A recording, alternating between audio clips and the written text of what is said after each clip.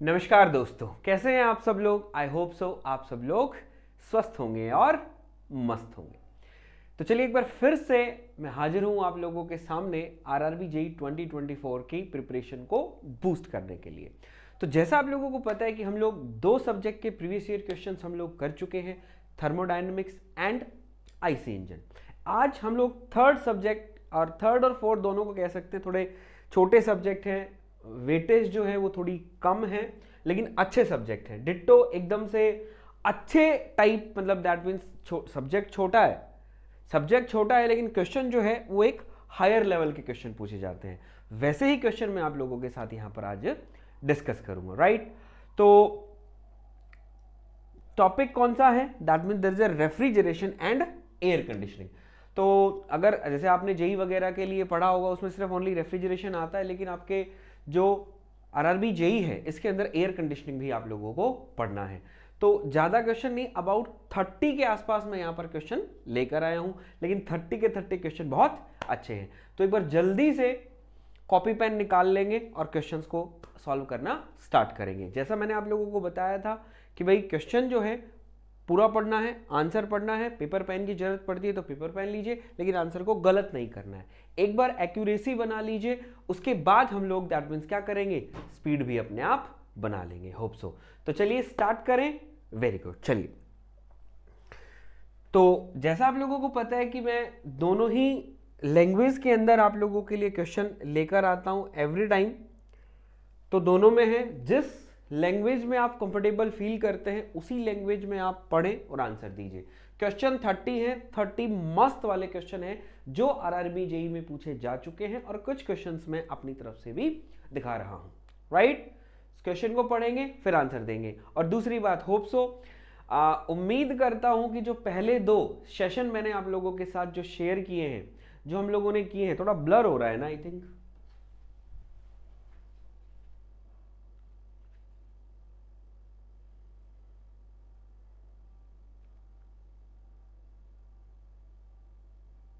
अब ठीक है, चलिए अब ठीक होगा आई थिंक। कई बार अब टेक्निकल चीज़ें हैं भैया, थोड़ा बहुत हो जाती है। क्लियर है। चलो, तो जो दोनों सेशन हम लोगों ने देखे थे, होप सो आप लोगों ने एंजॉय किया होगा, अपने दोस्तों के साथ शेयर किया ना। Very good, thank you so much जो अपने दोस्तों के साथ शेयर भी किया। क्लियर। चलिए देखते हैं। तो the vertical and uniformly space line on the psychrometry chart indicate. Refrigeration और एयर कंडीशनिंग पढ़ रहे हैं तो एयर कंडीशनिंग का क्वेश्चन है। एयर कंडीशनिंग अगर आप पढ़ते हैं तो आप लोगों को कुछ भले ही ना आता हो, लेकिन आप लोगों को जो ये साइकोमेट्री चार्ट जो है इसके बारे में आप लोगों को पता होना चाहिए कि किस एक्सिस पे क्या होता है, साइकोमेट्री चार्ट कैसे बनता है, किसको रिप्रेजेंट करता है, ईच एंड एवरीथिंग। क्योंकि मैं आपको एक लिख के दूंगा कि अगर आपका एयर कंडीशनिंग से क्वेश्चन आता है तो साइकोमेट्री चार्ट से एक क्वेश्चन आप लोगों को देखने को मिलेगा ही मिलेगा। तो आप लोग एक बार इसको क्वेश्चन का आंसर इतने दीजिए, मैं एक बार चार्ट साइड में बना लेता हूं, सो दैट आप लोगों को भी दिख जाएगा कि हाँ सर ने थोड़ा ठीक ठाक बनाया है नहीं बनाया, और बाकी आप लोगों को हो जाएगा कि हमने ठीक बनाया है नहीं बनाया, राइट। सर बिल्कुल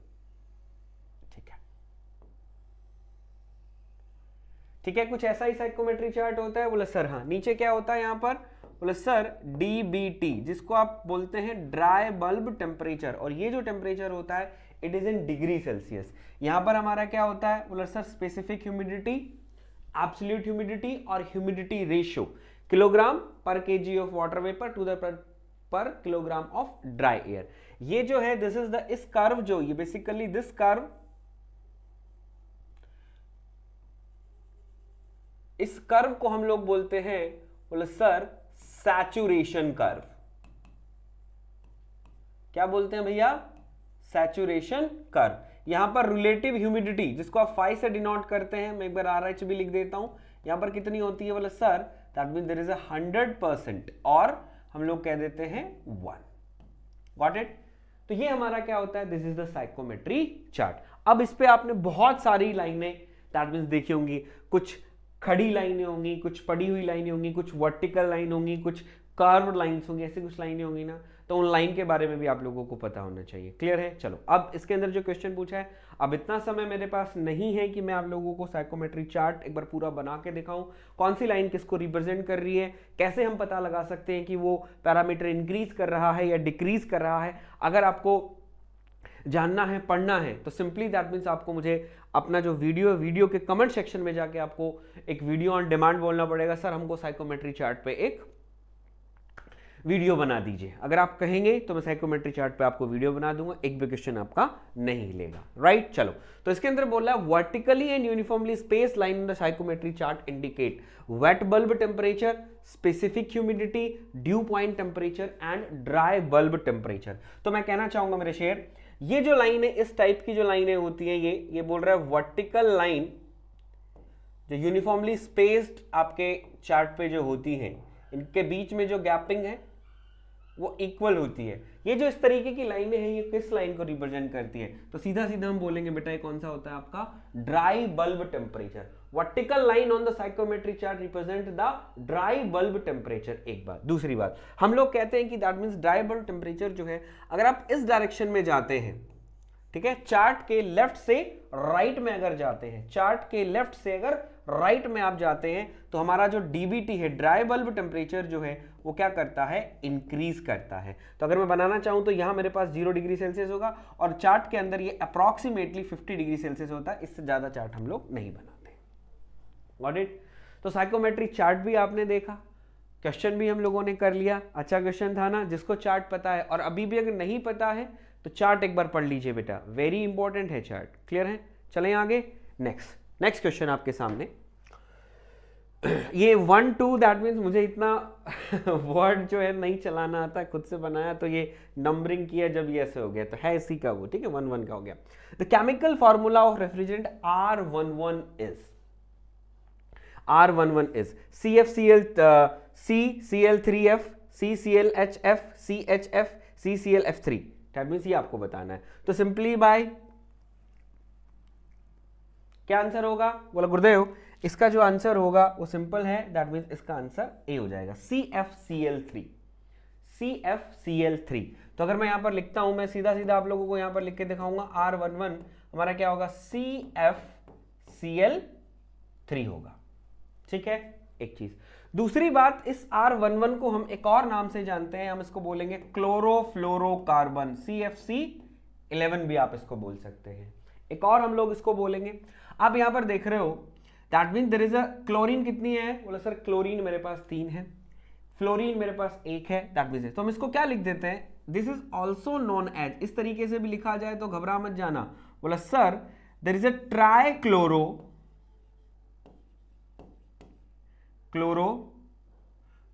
मोनोफ्लोरो मीथेन। ठीक है, ट्राइक्लोरो मोनोफ्लोरो मीथेन, इसको हम ये भी दैट मींस बोल सकते हैं। तो अगर कहीं लिखा हुआ है ट्राइक्लोरो मोनोफ्लोरो मीथेन है तो घबरा मत जाना, ये क्या दे दिया? तो ये बेटा R11 दे रहा है, यानी दैट मींस CFCl3 दे रहा है। ऐसे ही अब बोला सर R11 के बारे में पूछा है, ऐसे और भी तो रेफ्रिजरेंट होंगे जिनके बारे में वो हमसे जर्नली दैट मीन्स पूछ लेता है, तो वो मैं 3 आपको और बता देता हूँ। जनरली अगर जैसे मैं काफ़ी टाइम से पढ़ा रहा हूँ, 2016 से मैं इंजीनियरिंग सेक्शन में पढ़ा रहा हूँ, तो ऑब्वियसली बात है मुझे 8 साल के आसपास पढ़ाते हो गए, बहुत सारे एग्जाम्स देखे, बहुत सारे स्टूडेंट्स को पढ़ाया, तो 3 से 4 फार्मूलाज जो हैं वो जर्नली दैट मीन्स रिपीट होते रहते हैं। तो वो कौन कौन से हैं मैं आप लोगों को बता देता हूँ। एक हम लोग बात करेंगे बेटा R12, एक इसको हम लोग कहेंगे CF2Cl2, ठीक है। फिर हमारे पास आ जाएगा व्हाट? बोले सर R22, इसमें हम लोग कहेंगे CHF2Cl, और एक हम लोग कहेंगे बोले सर R134, ये हो जाएगा C2H2F4Cl। लिखना चाहो लिख दो, नहीं लिखना चाहो Cl0। क्लियर है? तो R12 CF2Cl2, R22 CHF2Cl और R134 इज C2H2F4Cl। Cl आ भी सकता है, नहीं भी आ सकता, दैट मींस Cl यहां पर क्लोरीन नहीं होता है। क्लियर है? तो जैसे इसको आप क्या कह देंगे अब इसी फॉर्म में कहें तो डाइक्लोरो डाइफ्लोरोमीथेन, ये क्या हो जाएगा? That mean there is a chlorodifluoromethane. तो इस तरीके से भी हम इसको बोल सकते हैं। एक आप एक याद कर लीजिए, सारे अपने आप आपको याद हो जाएंगे। Got it? बोले सर बिल्कुल। चलिए नेक्स्ट पर चलते हैं। 4 के बाद 5 ही आएगा ना, वेरी गुड, सॉरी, ठीक है, थोड़ा सा भी ये मिस्टेक हो रहा है, कोई बात नहीं, आप इसको पढ़ो, आराम से हो जाता। अब इतना वर्ड चलाना आता तो बहुत सारी चीज़ें हम लोग कर लेते, अब सारी चीज़ में ही परफेक्ट नहीं हो सकता ना मैं। अच्छा क्वेश्चन है ये, basically this is not the question of your engineering, this is the question of 11th का क्वेश्चन है बेसिकली ये, लेकिन आप लोगों को दे दिया है, कोई दिक्कत नहीं है। अब कई बच्चे थोड़ा सा relative humidity say that means रूबरू होंगे, लेकिन थोड़ा सा अगर दिक्कत होगी तो आप लोगों को एब्सोल्यूट ह्यूमिडिटी से थोड़ी सी दिक्कत होगी कि सर ये एब्सोल्यूट ह्यूमिडिटी क्या है। तो एब्सोल्यूट ह्यूमिडिटी बेटा कुछ नहीं, that means there is a specific humidity जो है ना आपकी,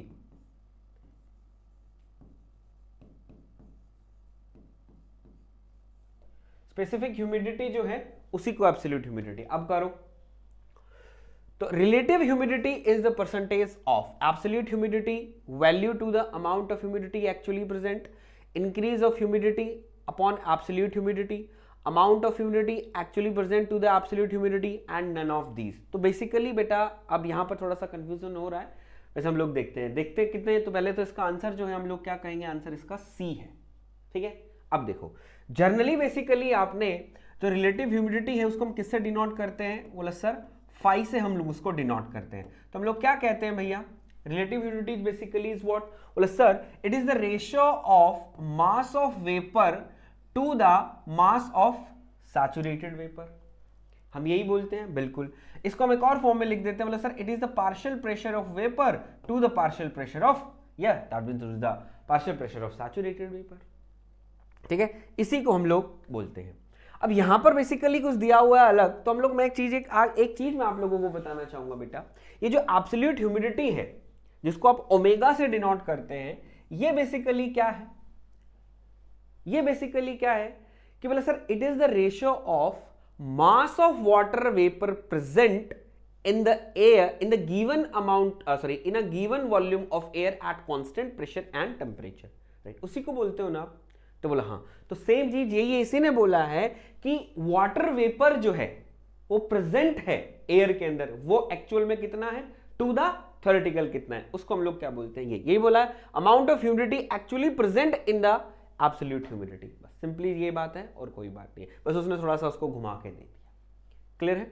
ये आरआरबी जेई में आपका आया हुआ है, लेकिन ये this is the question of 11th, ठीक है, गॉट इट? बोला हाँ। एक चीज और, अगर मैं बात करना चाहता हूं, अगर मैं आपसे पूछूं कि जो ये फाई है, फाई, अगर इसका फिजिकली सिग्निफिकेंस पूछा जाए कि sir what is the physical significance of the phi, तो आप क्या कहेंगे? बोले sir it represent the moisture absorption capacity of what, a given volume of air, कि जो एयर है वो कितना मॉइस्चर एब्जॉर्ब कर सकती है, वो कौन बताता है? रिलेटिव ह्यूमिडिटी बताता है, राइट? कोई प्रॉब्लम नहीं है। चलिए मैंने बता दिया थोड़ा सा, ये थ्योरेटिकल क्वेश्चन जो मैंने आपको बताया आ जाता है कई बार, और ये आपका एग्जाम में आया हुआ भी है। चलिए नेक्स्ट देखते हैं कितने लोग कर पाते हैं।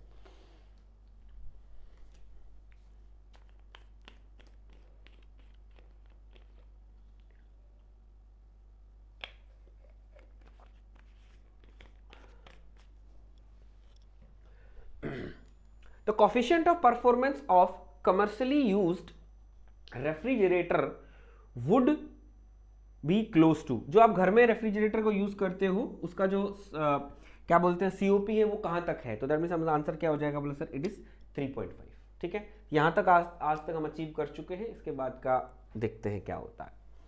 क्लियर है? चलो नेक्स्ट पर आओ।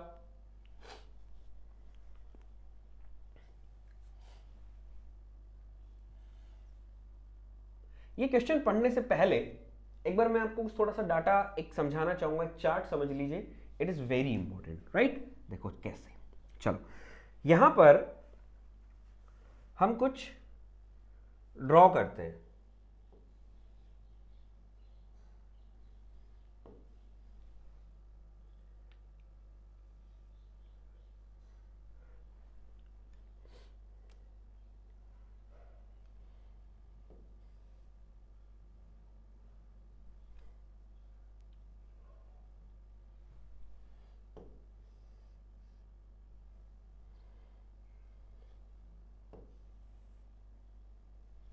ठीक है, it will helpful in various exam. कोई टीचर नहीं बताएगा आप लोगों को इतने टाइम में, लेकिन फिर भी मैं आप लोगों के साथ शेयर करता हूं, ठीक है। ये मैंने कुछ आपके सामने लाइनें ली, इनको इधर उधर पटका पुटकी कर दिया, ठीक है। सपोज दैट ये आप समझिए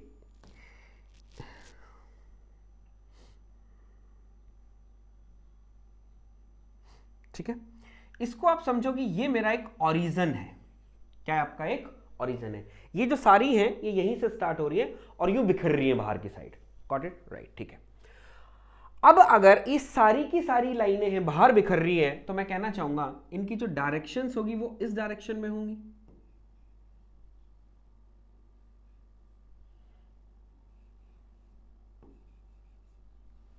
ठीक है भाई, बाहर की तरफ होंगी सारी सबकी डायरेक्शंस। बोला सर हाँ बिल्कुल बाहर की तरफ होंगी इसकी सारी डायरेक्शन। क्लियर है। अब अगर मैं इसी पूरे से, ये जो पूरा मेरे पास पार्ट है, अगर मैं इसको साइकोमेट्री चार्ट पर अगर बना देता हूं, ठीक है, आओ साइकोमेट्री चार्ट पर अगर मैं इसको बनाऊं,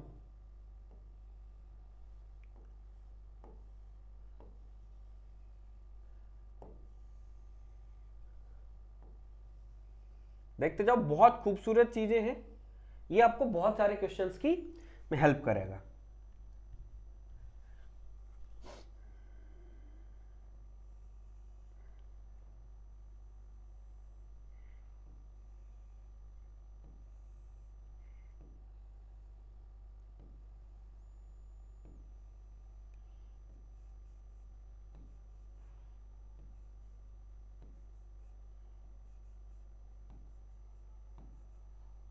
इस तरीके का बना? बोला गुरुदेव हाँ बन गया, बना ना। तो मैंने क्या किया, इसी को बड़ा करके आपके सामने यहां रख दिया, इसी को बड़ा करके मैंने आपके सामने यहां रख दिया। अब देखो ये ओरिजिन है, तो अगर मैं आपसे बोलूं मेरे बच्चे, अगर मैं आपसे बोलूं बेटा यहां से अगर हम जा रहे हैं, सपोज इसको चलो नेमिंग दे लेते हैं अपन, O A B C D E F और G, और ये मेरा हो गया O, राइट। हाँ, तो मैं अगर आपको बोलना चाहता हूं ओरिजिन से हम ए की तरफ जा रहे हैं, तो दैट मीन्स OA है, OA है। और अगर यही चीज हम लोग क्या कहें, कहां पे हो, अगर साइकोमेट्री चार्ट पे हो, तो मैं कहना चाहूंगा इस प्रोसेस को O से हम ए की तरफ जा रहे हैं, यही सारा का सारा हम साइकोमेट्री चार्ट से उठा के लाए हैं, और हम कहां जा रहे हैं, O से लेके ए की तरफ जा रहे हैं। तो इस प्रोसेस को अगर आप कहो तो मैं बोल सकता हूं, बोले sir it is the sensible heating, बोलिए, बोल सकता हूं it is the sensible heating. आपने प्रोसेसेस पढ़ी होंगी, sensible cooling, sensible heating, humidification and dehumidification, सुनी है? बोलो सर बिल्कुल सुनिए। तो मैं बोल सकता हूं OA क्या कहलाएगा, सेंसिबल हीटिंग कहलाएगा, बिल्कुल सर। अच्छा, ऐसे ही मैं बोलूं OE क्या कहलाएगा, वेरी गुड, बोले सर सेंसिबल कूलिंग कहलाएगा। अच्छा, ऐसे ही मैं आपसे पूछूं OG क्या कहलाएगा, बोले सर OG कहलाएगा ह्यूमिडिफिकेशन, वेरी गुड। और बोले सर OC क्या कहलाएगा, ये कहलाएगा, बोले sir that means there is a dehumidification. Got it. अभी मैंने सिर्फ स्ट्रेट जो लाइनें हैं उनकी बात करी, क्लियर है। तो ये कहलाया सेंसिबल हीटिंग, ये कहलाया सेंसिबल कूलिंग, ये ह्यूमिडिफिकेशन और ये डीह्यूमिडिफिकेशन, अगर ये चार्ट वहां पर है तो। क्लियर है, ठीक है। अब सुनो, अब आते हैं हम मेन मुद्दे पे, ठीक है, राइट। अच्छा, अब मैं आपसे पूछूं, अगर मैं, सॉरी हमने ये लिया GH, वेरी गुड, सोई बात नहीं, हो जाता GH। तो अगर मैं आपसे पूछूं मेरे बच्चे कि जो GOH है ये कौन सी प्रोसेस है, बोले सर ये तो सेंसिबल हीटिंग है, ये ह्यूमिडिफिकेशन है। तो OH जो है साइकोमेट्री चार्ट पे किस प्रोसेस को रिप्रेजेंट करेगा, तो बोला गुरुदेव मैं ये कहता हूं इसका इफेक्ट भी देखने का मिलेगा इस प्रोसेस के अंदर, और इसका इफेक्ट भी देखने को मिलेगा इस प्रोसेस के अंदर। बोलो मिलेगा नहीं मिलेगा, मिलेगा नहीं मिलेगा, बोले सर बिल्कुल। तो इसका मतलब ये जो प्रोसेस है वो आपकी कहलाएगी क्या, sensible heating, very good, sensible heating plus humidification. बोलो हाँ या ना।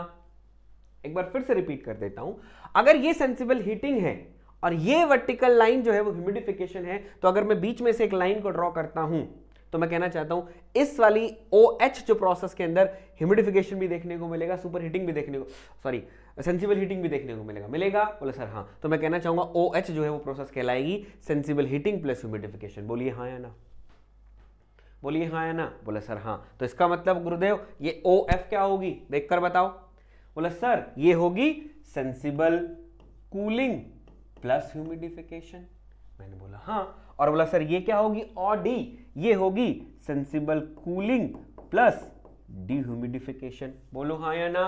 बोले सर हाँ, और ये क्या होगी, बोला सर ये होगी सेंसिबल हीटिंग प्लस डिह्यूमिडिफिकेशन। बोलो हाँ या ना। बोले सर बिल्कुल यही बात होगी। ठीक है, तो ये जो चार्ट है it is very very very important, क्योंकि ये क्वेश्चन आप यहां देख रहे हो, आपको दिख रहा होगा the relative humidity during cooling and dehumidification of most air. तो कूलिंग और डिह्यूमिडिफिकेशन, जब आपको यही नहीं पता कि कूलिंग एंड डिह्यूमिडिफिकेशन प्रोसेस को साइकोमेट्री चार्ट पे कैसे रिप्रेजेंट कर रहे हैं, तो आप बता ही नहीं पाएंगे कभी भी इस क्वेश्चन का आंसर। अब आप इसका आंसर आराम से बता सकते हैं कि क्या हुआ क्या नहीं हुआ। क्लियर है, चलो हो गया। अभी किसी को नहीं है तो इसका एक स्क्रीनशॉट ले सकता है, it is very very very important. Clear है, चलो अब क्वेश्चन पर आ जाओ। अब क्वेश्चन पर आते हैं। ठीक है, क्या कह रहा भैया, भैया ने क्या कहा, भैया ने कहा कि कूलिंग एंड डिह्यूमिडिफिकेशन। तो कूलिंग एंड डिह्यूमिडिफिकेशन देखो किधर था, और गुरुदेव ये वाला था।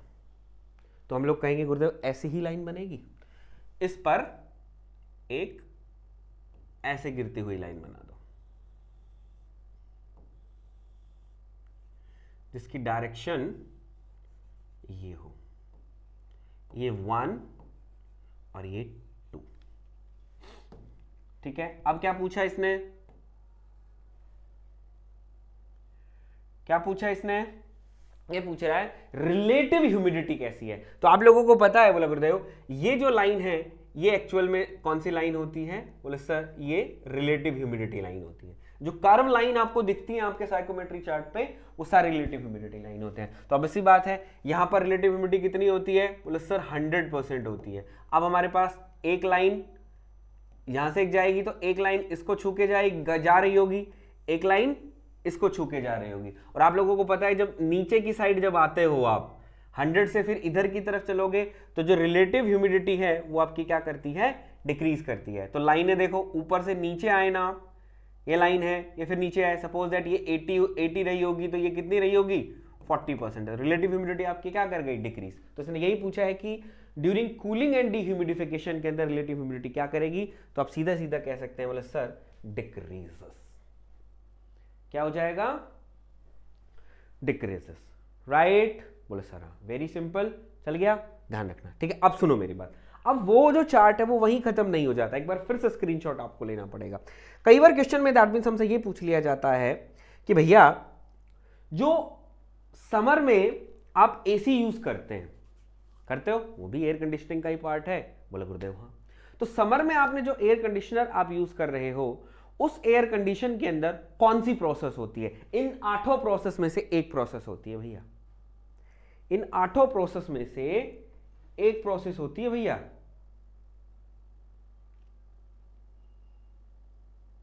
मैं आपको बताऊं, सोचो और बताओ मुझे कौन सी प्रोसेस होती है। फिर ब्लर कर रहा है,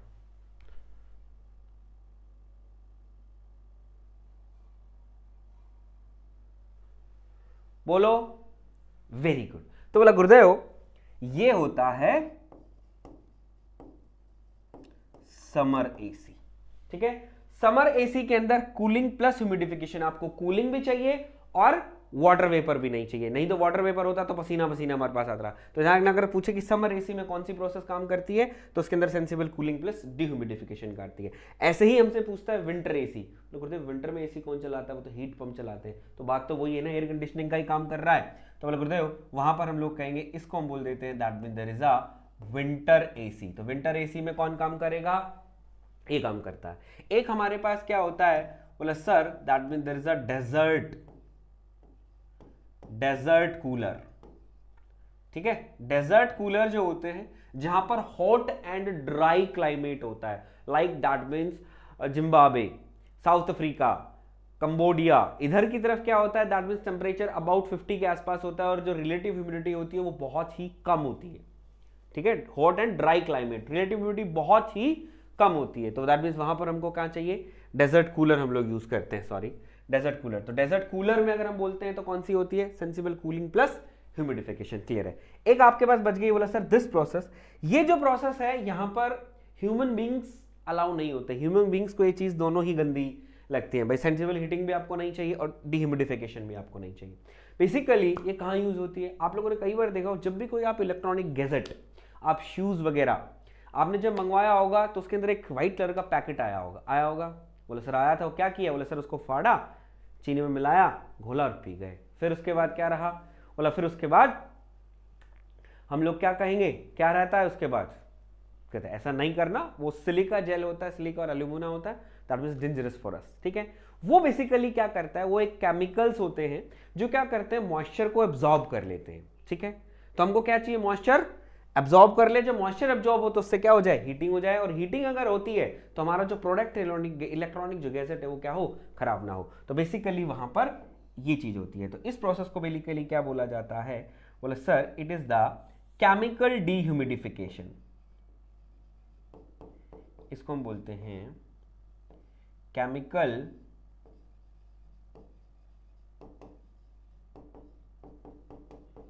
डीह्यूमिडिफिकेशन। अब लोग कहेंगे सर केमिकल क्यों बोला, भाई वहां पर तुमने केमिकल्स यूज किए ना, सिलिका जेल एल्यूमिना, तो इसलिए इस तरह से बोला गया, क्लियर है। अब इसका स्क्रीनशॉट ले लो, it is very very very important, एक से दो क्वेश्चन तो भी दिखा दूंगा तुम्हें, क्लियर है, बोले सर हाँ। चल नेक्स्ट पर चलते हैं, सॉरी नेक्स्ट नहीं, अभी तो और रहता है इसका, चलो हो गया।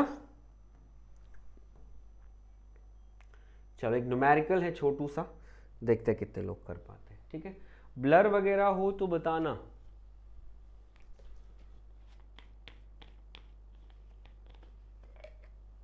अच्छा सड़ जाता हूँ शायद, खाना खाते हैं ना, तो खाना खा के क्लास लिए तो प्यास लगती है।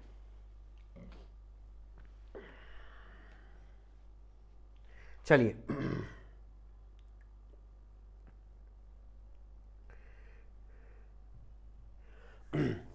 An ideal refrigerator has the capacity of 6 ton, 6 ton की इसके अंदर कैपेसिटी है, राइट। तो COP इसकी 6 है, the capacity of the prime mover to run the mechanical machine should be at least. Basically क्या बताता है, प्राइम मूवर की आपको कैपेसिटी बतानी है, एक्चुअल में कैपेसिटी दैट मीन्स हम लोग क्या कहते हैं, ये पूछ रहा है आपसे पावर बता दो, कि जो भी मोटर आपने लगा रखी है, वर्क इनपुट आपसे पूछ रहा है, जो मोटर आपने लगा रखी है वो कितने वॉट की मोटर लगा रखी है जो 6 प्रोड्यूस करती है। तो सिंपल है भैया, इसके अंदर कोई वो नहीं पढ़ना, बेसिकली आपको पता है COP बेसिकली क्या होती है, बोले sir it is the desired effect upon में वर्क इनपुट, राइट, ठीक है।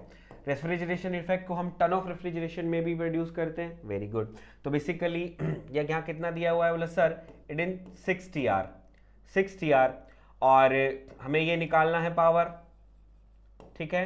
COP हमको कितनी दे दी भैया, 6 हमको दे दी, क्लियर है, हाँ। अच्छा, 1 TR के अंदर कितने किलोवाट होते हैं, 1 TR जो है वो कितने TR के बराबर, कितने किलोवाट के बराबर होता है, नहीं पता, चलो बता देता हूं, इट इज, ये भी याद कर लेना, 1 TR is equals to 1 ton of refrigeration is basically what, 3.5 kilowatt to 10 kilojoule per minute, 50 kilo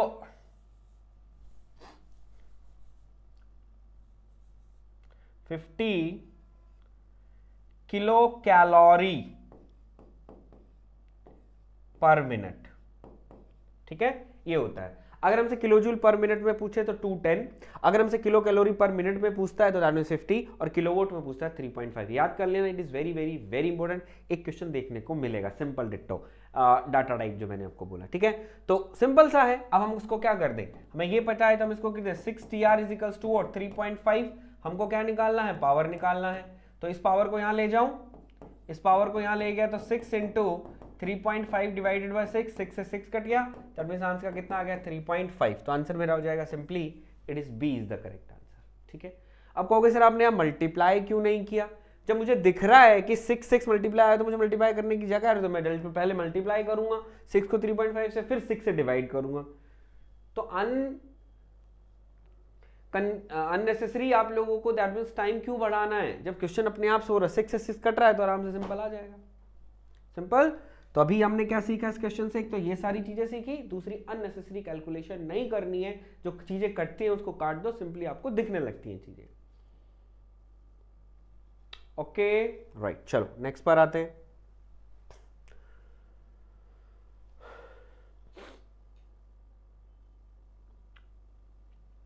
ठीक है, और जैसे रिकॉर्डेड वीडियो है आप लोगों को पता है, तो बोर नहीं होना है। दैट मीन्स आप, जैसे मैं तो सिंपली जैसे आप क्या बोलते हैं उसको 1.5x या 2x पे लगा के दैट मीन्स जल्दी जल्दी भी सॉल्व कर सकते हैं। तो इसके लिए आप बहुत इंपॉर्टेंट है क्वेश्चन। अभी तक मैंने हम लोगों ने I think that means 6 question के आसपास हम लोगों ने कर लिए, तो सारे ही क्वेश्चन आप लोगों को अच्छे दिखे होंगे। वेरी गुड ना, बोला हाँ। चलो, तो which of the following process generally used in winter air conditioning. Winter air conditioning में हम लोग कौन सा यूज करते हैं? समर में एसी यूज करते हैं। अब कहोगे सर विंटर एयर कंडीशनिंग क्या है, तो सिंपल सी बात है, याद करो। देखो, winter air conditioning, winter AC, sensible heating plus humidification. अगर ये चार्ट अगर आपको आता है तो उड़ा दोगे बिना, अगर चार्ट याद है, करने की जो याद है तो अपने आप हो गया, बिल्कुल सोचने की जरूरत ही नहीं है। तो दैट मींस क्या हो जाएगा, बोले sir heating plus humidification. Simple हो गया ना। इसलिए बोलता हूं कि जो चार्ट है, स्क्रीनशॉट नहीं लिया है तो अभी जाके पीछे स्क्रीनशॉट ले लो, बहुत इंपॉर्टेंट है। बहुत से क्वेश्चन सिंपल हो जाएंगे। चलो नेक्स्ट पर आते हैं।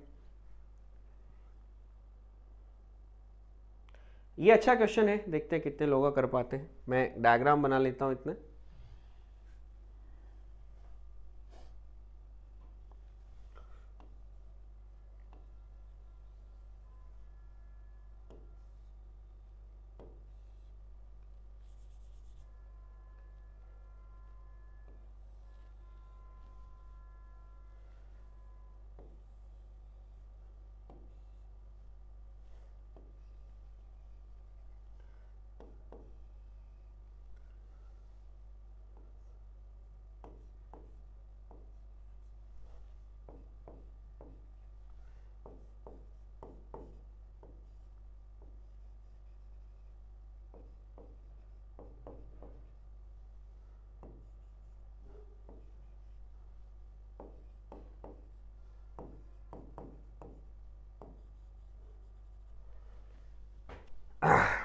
हो गया, चलो वेरी गुड। इसमें कह रहा है कि which of the following is true for heat pump. ठीक है, is not true for the heat pump. Heat pump जब आपने बनाया था ये डायग्राम बनता है। ठीक है, तो बोला गुरुदेव ये तो नहीं पता ये डायग्राम बनता नहीं बनता, लेकिन गुरुदेव हमारे सर क्या करते थे, यहीं पर रेफ्रिजरेटर बनाते थे और इसी को हीट पंप कह देते थे। कहते थे कि भाई दोनों के लिए यही बनेगा, इससे आगे नहीं बताया। और आधे से ज्यादा टीचर्स वास्तव में नहीं बताते, डायग्राम बनाते हैं, कहते हैं तुमको क्या चाहिए, ये चाहिए, ये हमारा ये काम हो गया। क्लियर है? आज मैं आपको बताता हूं, सुनो। अच्छे क्वेश्चन है ये, किसी को पता होगा तो ही कर पाएगा, अदरवाइज नहीं कर पाएगा। अच्छा, हमारे पास क्लॉसियस स्टेटमेंट जो है उसने, चलो ये छोड़ो, कैल्विन प्लैंक स्टेटमेंट की एक देन है आपके पास जो आप यूज करते हैं। क्या बोले सर? Heat engine. जिनका आप मजा ले रहे हैं, घूमते हैं, उनसे मिलने जाते हैं, कम मिला करो उनसे, बाद में मिलना। दूसरा, क्लॉसियस ने हमको दो चीजें दी। बोले सर क्या क्या? एक रेफ्रिजरेटर और एक हीट पंप। शाबाश, क्लियर है। अब रेफ्रिजरेटर का काम अलग है और हीट पंप का काम अलग है। तो रेफ्रिजरेटर का काम क्या है, सोचो। शाबाश, वेरी गुड। तो बोले सर रेफ्रिजरेटर का काम क्या होता है कि रूम को ठंडा करना। ठीक है, तो ठंडा करने का मतलब बाहर का जो टेम्परेचर है उससे कम रूम का टेम्परेचर करना। ठीक है, राइट। ठीक है, तो हमारी डिजायर क्या हुई रेफ्रिजरेटर के केस में? Low temperature. और एनवायरमेंट कौन सा हुआ? High temperature. Got it? बोलिए। यानी जब रेफ्रिजरेटर चला रहे हो तो ये टीएल जो है, तुम यहां बैठे हो, टीएल जो है तुम भैया ये बैठे, सॉरी, मस्त यहां पर पॉपकॉर्न है, हम हैं और कोई नहीं है, ठीक है, ये ग्लास है अपने हाथ में, ठीक है। जब रेफ्रिजरेटर है जब, और अगर हीट पंप है तो हीट पंप का क्या मतलब है, हीट पंप बोला गुरुदेव हाई टेम्परेचर, हाई टेम्परेचर यानी रूम का टेम्परेचर हाई, बाहर का लो, बाहर का लो। तो हीट पंप है, उसके केस में कंडीशन स्पेस आपका क्या होगा, आप यहां बैठे मिलेंगे। Got it? बोला हाँ, यही इसने पूछा है। अब इसमें बोलता है जब हीट पंप है, low temperature reservoir is environment. बोलिए आपकी डिजायर क्या है, आपकी डिजायर क्या है भैया,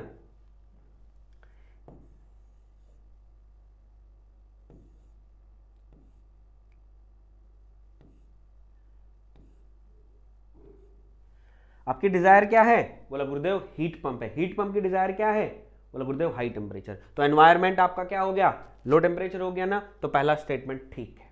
दूसरा स्टेटमेंट पढ़ो, low temperature reservoir is condition space. कैसे हो सकता है भैया, अगर हीट पंप है तो लो तो कभी हो ही नहीं सकता, तो ये एनवायरमेंट है, तो इसका मतलब यही आंसर है आपका। ये गलत बात है। अरे दोनों चीजें कैसे हो सकती हैं यार, विंटर एनवायरमेंट भी वही और कंडीशन स्पेस भी वही, तो दैट मीन्स क्या, low temperature reservoir is condition space. Got it? अब अगर उल्टा करके घुमा दे किसी चीज को, कर लोगे। बेसिकली सच में ये होता है कि नहीं बताते कि ये होता है, ये होता है, यहां से ये होगा, सिर्फ एक डायग्राम बनाते हैं। आपकी डिजायर क्या है, सीओपी क्या आएगी, रेफ्रिजरेटर है तो रेफ्रिजरेटर के केस में आप ये ले लेना, हीट पंप के केस में आप ये ले लेना, बस, इसके अलावा कुछ नहीं बताते हैं। बोलो यही बताया? देखते आया हूं यार, मैं पढ़ाता हूं काफी टाइम से, बच्चे इतने बच्चे निकाल दिए मैंने, मुझे भी पता है कौन क्या बताता है कौन क्या नहीं बताता है, राइट? कोई बात नहीं, लेकिन तुम सीखो, सीख के जाओ। नेक्स्ट पर आओ। वेरी गुड, चलो मैं डायग्राम बना लेता हूं, आप लोग देखो। अच्छा क्वेश्चन है, जितने भी क्वेश्चन हम लोग दिखा रहा हूं सारे मस्त क्वेश्चन है। एक क्वेश्चन ऐसा नहीं मिलेगा जिसमें आपको सोचना ना पड़े।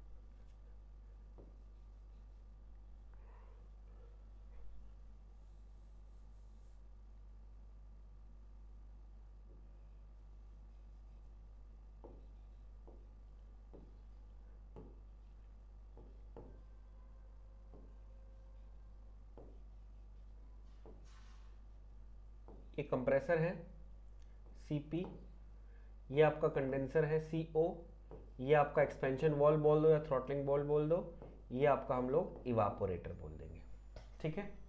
This is the vapour compression cycle, ठीक है। एक और क्वेश्चन आप लोगों ने बन गया, ये साइकिल है, ये वेपर कंप्रेशन साइकिल है, ये कंप्रेसर है, ये कंडेंसर है, ये एक्सपेंशन वॉल्व, ये throttling valve, this is the evaporator, ठीक है। उल्टी चल रही है। अब मुझे बताओ ये कौन सा डायग्राम है, कौन सा मतलब हॉरिजॉन्टल जो है उस पर कौन सा प्रॉपर्टी आएगी और वर्टिकल पे कौन सी प्रॉपर्टी आएगी, ये भी अच्छा क्वेश्चन है। और आरआरबी जेई का स्टैंडर्ड काफ़ी अच्छा है मेरे बच्चे, पहले बता दूं मैं आप लोगों को, तो मैं सीधा सीधा आप लोगों को इतनी बात बोल सकता हूं कि अच्छे क्वेश्चंस आप लोगों को वहाँ देखने को मिलेंगे। तो ये अच्छे क्वेश्चन हैं, आपको पता नहीं। डायग्राम, जो भी साइकिल आप पढ़ते हैं उसकी प्रोसेसेस कौन सी होती हैं, उसके PV diagram, TS diagram, HS diagram और अलग से और भी कोई डायग्राम है तो डायग्राम लिख लिख के एक बार बना के देखिए। चलो शाबाश, उम्मीद करता हूं कि आप लोगों ने बिल्कुल करेक्ट बताया होगा। बोला sir it is the temperature and entropy diagram.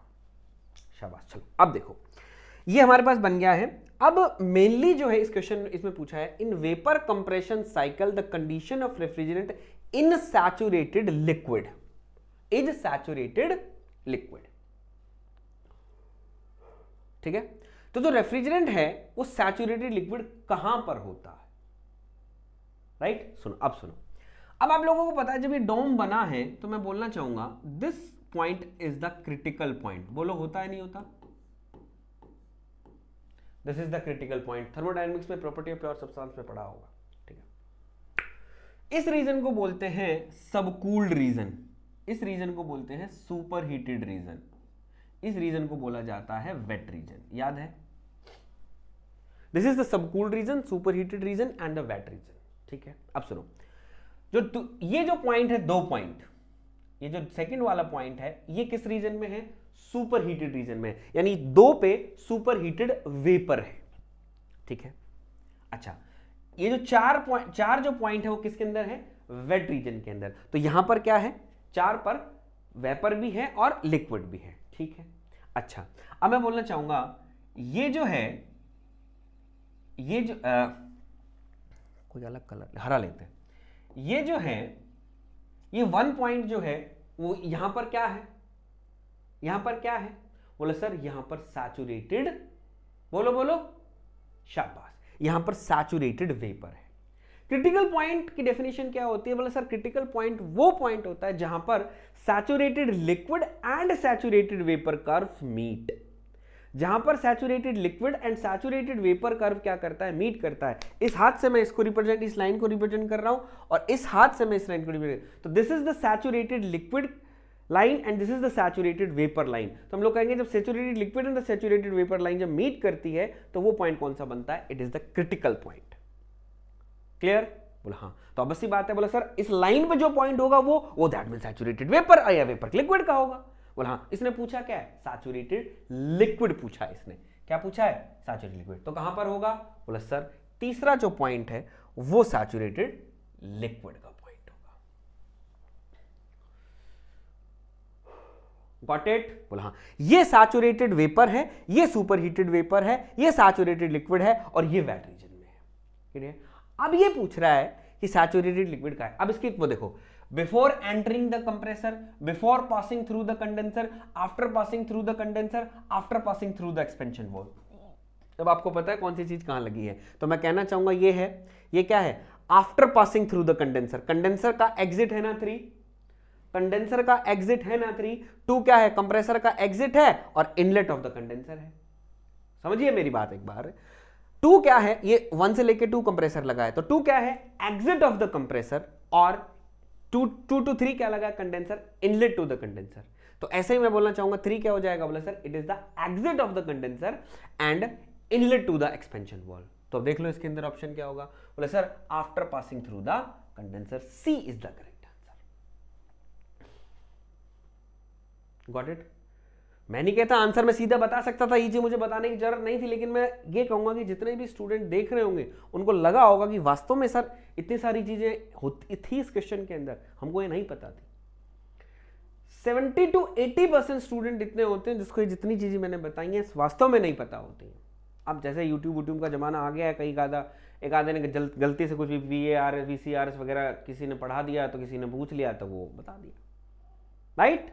वो चीजें तो हमारे चैनल पर आपको सारी चीजें मिलेंगी, वीडियो ऑन डिमांड। में हमेशा क्यों बोल रहा हूं आप लोगों को, अगर आप चाहते हैं कि वास्तव में सर आप क्वेश्चन हमें करवाइए, हमें ये चीज की जरूरत है, आप हमें ये प्रोवाइड करवाइए, तो हम आपको करवाएंगे। आप एक बार कमेंट तो कीजिए, राइट? चले नेक्स्ट, चलो नेक्स्ट पर आ जाओ।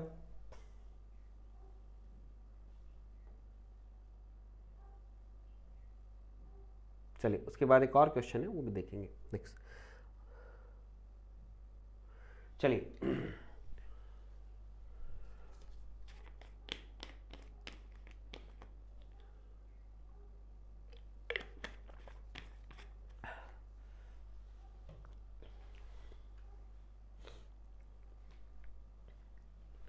A single fixed temperature scale is based on ice point, steam point, triple point of water and a critical point of water. Very simple.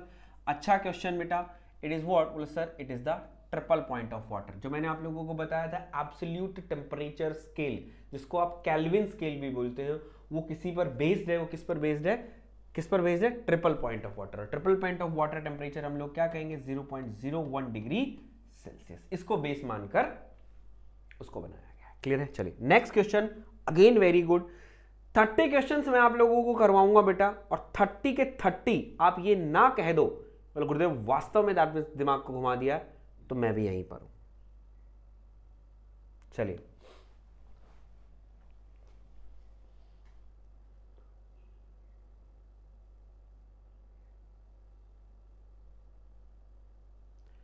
अच्छा क्वेश्चन है।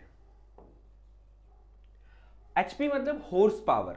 Horse power per ton of refrigeration system is inversely proportional to the COP of refrigeration system, directly proportional to the COP of refrigeration system, independent of COP of refrigeration system and 1 plus में COP of the refrigeration system। ये mainly क्या पूछ रहा है कि horse power per ton of refrigeration COP के साथ कैसे रिलेट करता है, क्या उसके साथ उसका रिश्ता है। ठीक है, ये रिश्ता क्या कहलाता है, हम तुम्हारे लगते ही क्या है, ये पूछ रहा है। ठीक है, चलो सिंपल है। अच्छा, सिंपल सी बात करते हैं। सीओपी जो है इज बेसिकली व्हाट, बोले sir it is the desired effect upon में वर्क इनपुट। बोलिए, इसको मैं सीओपी को अगर आप कहो तो ये लिख सकता हूं रेफ्रिजरेशन कैपेसिटी अपॉन में पावर इनपुट।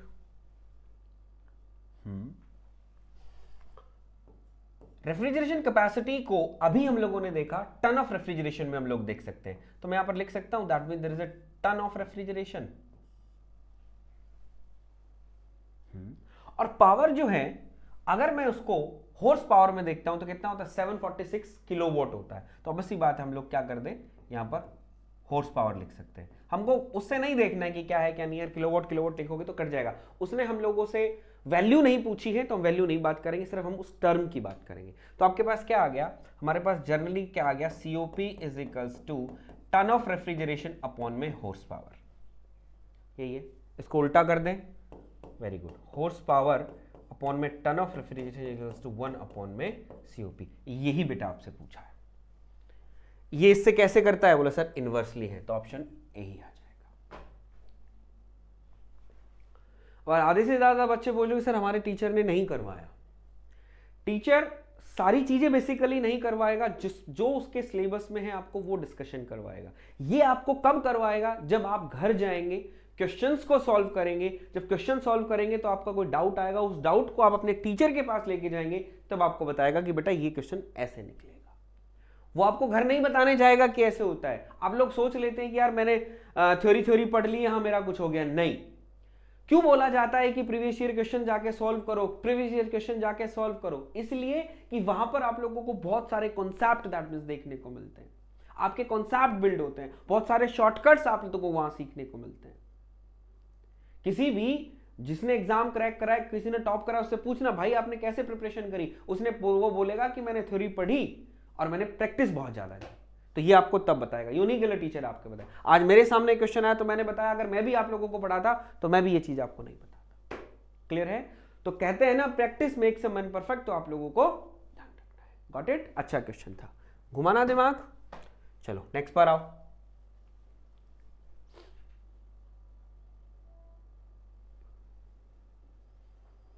थोड़ा सा टाइम लग रहा है, लेकिन मैं आप लोगों को थोड़ा सा उसके साथ जो डाटा है, जो कॉन्सेप्ट है, वो भी तो दे रहा हूं ना एक्स्ट्रा में।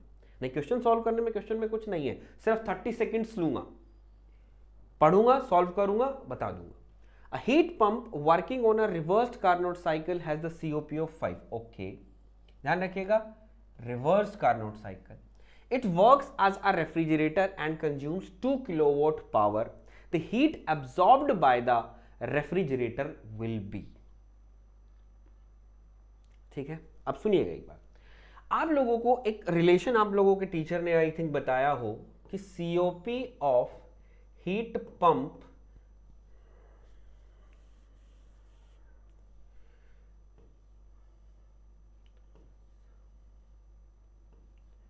COP of heat pump is equals to 1 plus COP of refrigerator is equals to 1 upon में engine efficiency।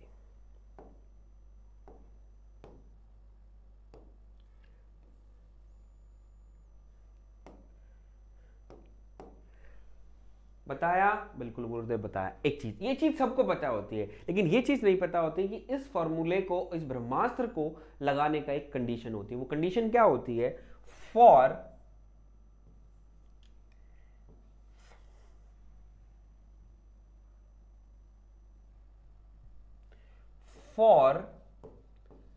सेम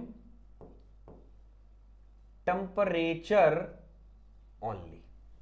ठीक है, अगर रेफ्रिजरेटर, हीट पंप आपके और इंजन एक ही टेम्परेचर लिमिट के बीच में लगे हैं तभी आप अप्लाई कर सकते हैं, अलग अलग के बीच में लगे हैं तो आप इसको अप्लाई नहीं कर सकते। तो यहां पर देखो ये कह रहा है कि heat pump reverse Carnot cycle COP इतनी है, if it works as a refrigerator, heat pump को ही ने रेफ्रिजरेटर बना दिया, देन दैट मीन्स इसकी आपको ये बताना है। तो सिंपल है, कोई दिक्कत की बात नहीं है। तो मुझे सीओपी किसकी पता है? हीट पंप की पता है। तो रेफ्रिजरेटर की कितनी हो जाएगी? मैं कहना चाहूंगा सीओपी ऑफ रेफ्रिजरेटर जो है वो 4 हो जाएगी भाई, 5 इसकी है, इसको उधर ले जाएंगे माइनस, उसके बाद क्या हो गया? रेफ्रिजरेशन कैपेसिटी अपॉन में पावर। ठीक है, ये क्या कह रहा है? कंज्यूम 2 किलो पावर कर रहा है, तो ये आपका आ जाएगा 2, यहां पर आ गया आपका आरसी, तो आरसी मेरे पास कितना हो गया? 8। अभी सुनिएगा, तो कह रहा है heat absorbed by the refrigerator will be, heat कितनी एब्जॉर्ब करी? तो ऑब्वियसली बात आंसर क्या आ गया? 8। सिंपल। अगर ये आपको मैं नहीं कहता आप बिना ये इसके भी निकाल सकते हैं, लेकिन दैट मींस आपको थोड़ा टाइम लगेगा। क्लियर है? सिंपल।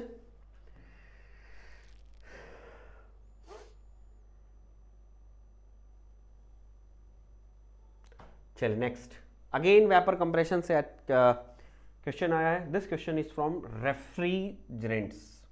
रेफ्रिजरेंट से देखो, रेफ्रिजरेंट बेसिकली पब्लिक सेक्टर का चैप्टर है।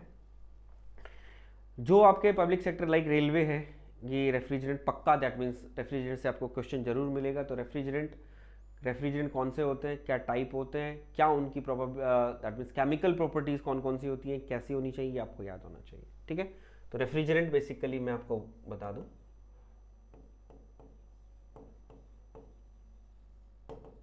चलिए, इन a vapor compression cycle the good refrigerant should have large latent heat of vaporization at condenser pressure, large latent heat of evaporator pressure, condenser pressure close to critical and low critical pressure। ठीक है, तो ये सबको पता है कि हाँ sir large latent heat of रखा जाता है, लार्ज लेटेंट हीट रखी जाती है, लेकिन large latent heat of vaporisation at condenser pressure या इवापोरेटर प्रेशर, ये बताओ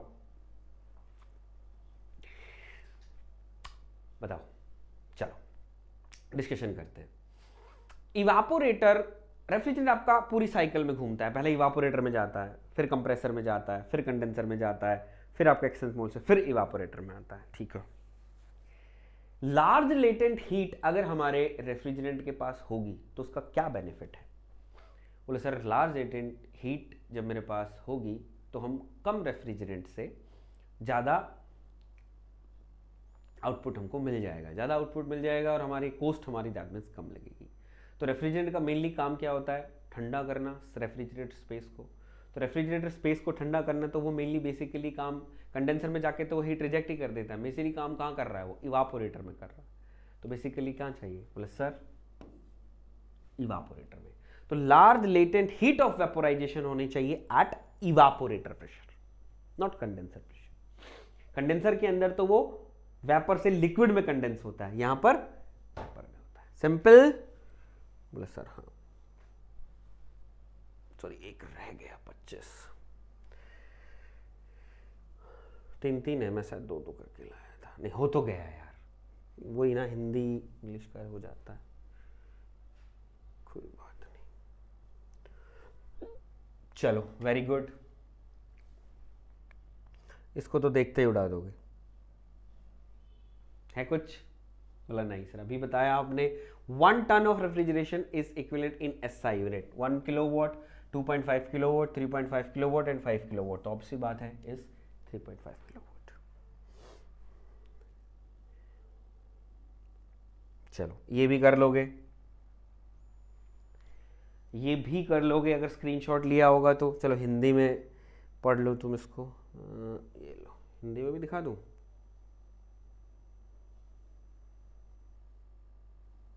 एक और है नीचे, यदि सिलिका जेल जैसे रसायनों के ऊपर में नम हवा प्रभावित की जाए तो वो प्रक्रिया होती है क्या? Silica gel in moist air is passed over the chemical like silica gel and the process which takes place. मैंने क्या बताया था? बोले sir chemical heating and dehumidification. इसको एक और नाम से जानते हैं क्या? केमिकल ह्यूमिडिफिकेशन,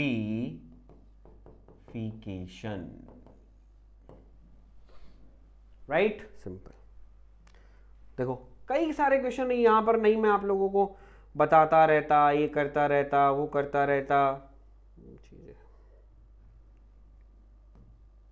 चलिए अब ज्यादा टाइम नहीं है, सिंपल सिंपल सी चीजें हैं।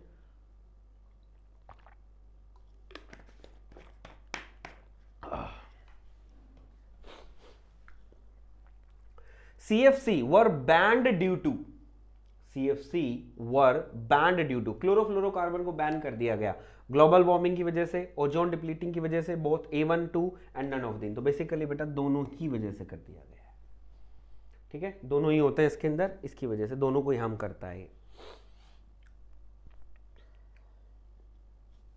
आ गया, चलो ये भी कर दोगे, ये भी कर दोगे, मुझे विश्वास है। अरे मेरे शेरा तुम आगे बढ़ो, हम तुम्हारे साथ हैं, बस सिंपल सा है, नहीं दिक्कत होती है, कुछ नहीं करना, एक प्रोसेस बना लेनी है। ह्यूमिडिफिकेशन कैसी बनती है, ऊपर की साइड जाऊंगा ना, बस बता दो।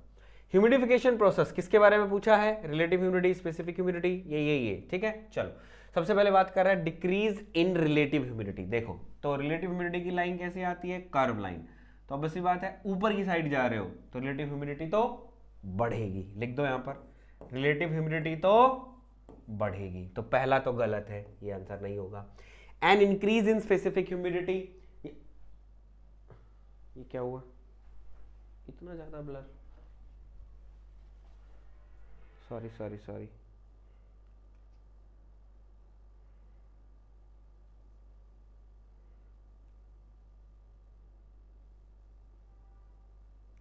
कितनी देर पहले से हो रहा था, ये दिखाई दिया, इसमें पता नहीं क्या प्रॉब्लम है यार, अपने आप ही दिखाना ही पड़ेगा इसको, मुझे लगता है, ठीक है। चलो ह्यूमिडिफिकेशन प्रोसेस मीन्स, ठीक है, तो ह्यूमिडिफिकेशन दैट मीन्स ऊपर की साइड, क्योंकि हम लोगों को पता है यहां पर क्या होता है, ओमेगा होता है, यहां आपका डीबीटी होता है, राइट। इधर की तरफ जाओगे डीबीटी बढ़ेगा, ऊपर की तरफ जाओगे ओमेगा बढ़ेगा, राइट। फिर ब्लर हो रहा है, अब तो नहीं हो रहा होगा, फिर हुआ ये तो ब्लर, पता नहीं क्या बात हो रही है इसकी।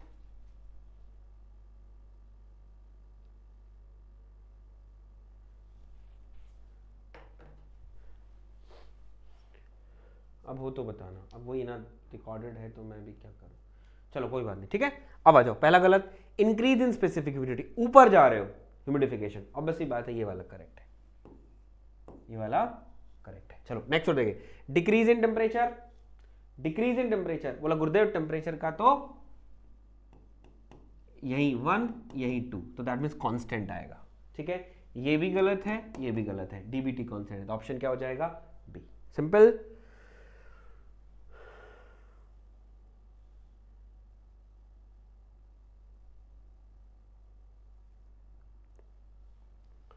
चलो नेक्स्ट पर आओ,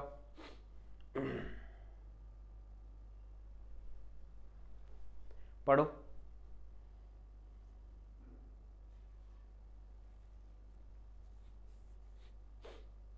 the capillary tube used as expansion device, capillary tube जो है used in expansion device in vapour compression system works on the principle of. आप जो एक्सपेंशन वर्ड डिवाइस करते हैं, जो कैपिलरी ट्यूब आपके जो रेफ्रिजरेटर में और विंडो एसी में जो हम यूज करते हैं, वो कहते हैं किस प्रिंसिपल पे काम करती है, isothermal expansion causing pressure drop, isothermal expansion causing the pressure drop, adiabatic expansion causing the pressure drop, flow through pipe with friction causing pressure drop, throttle expansion using pressure drop। तो option इसका क्या होगा बेटा, ये throttle wall। आप बोलते हो ना वेपर कंप्रेशन के अंदर 3 to 4 जो प्रोसेस होता है, that means there is a isenthalpic expansion, isenthalpic का मतलब that means there is a throttling device, simple, D. चलिए नेक्स्ट, ये भी अच्छा क्वेश्चन है, सिंपली पूछ लिया जाता है और बहुत से एग्जाम्स में पूछा गया है।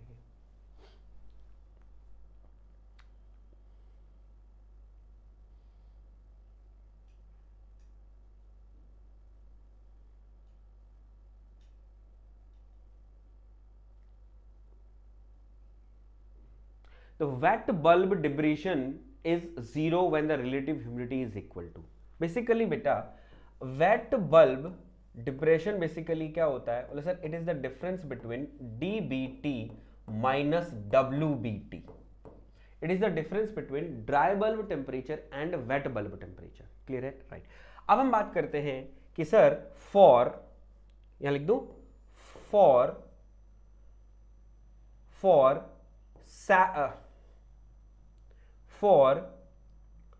100%, सॉरी रुको, इसको हम इस तरीके से लिखते हैं, फॉर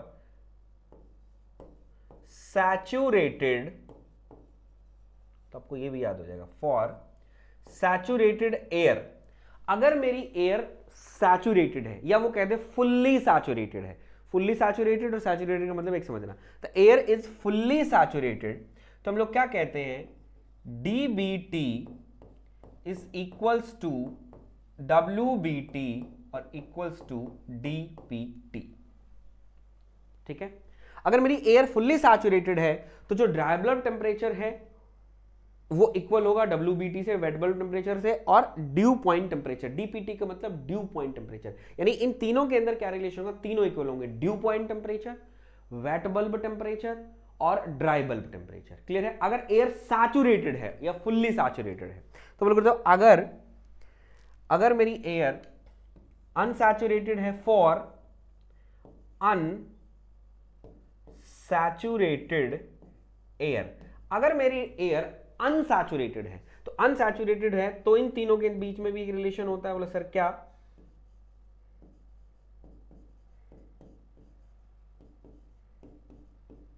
तब बेटा ये रिलेशन होगा। ठीक है, ये दोनों रिलेशन याद कर लीजिएगा, वेरी वेरी वेरी इंपॉर्टेंट।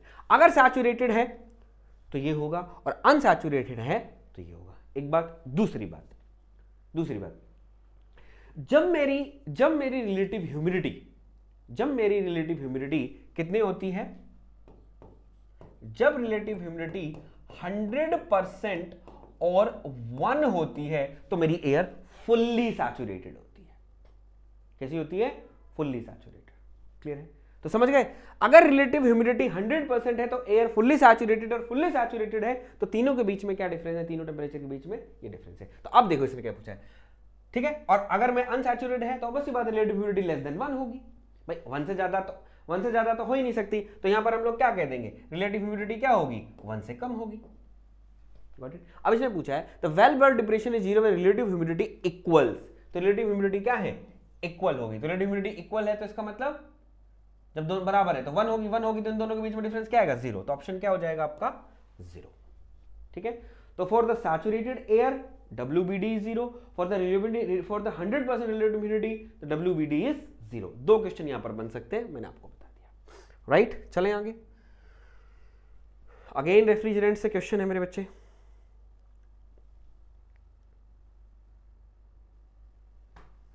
चलो,